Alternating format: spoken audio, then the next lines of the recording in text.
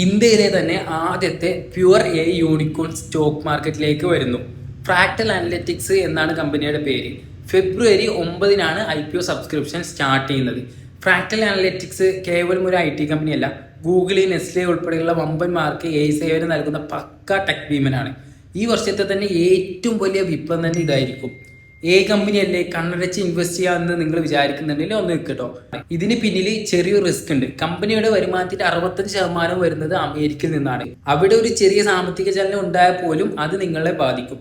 മാത്രമല്ല, വെറും 10 ക്ലയന്റുകളെ വിശ്വസിച്ചാണ് ഇവരുടെ പകുതി ബിസിനസ് നടക്കുന്നത്.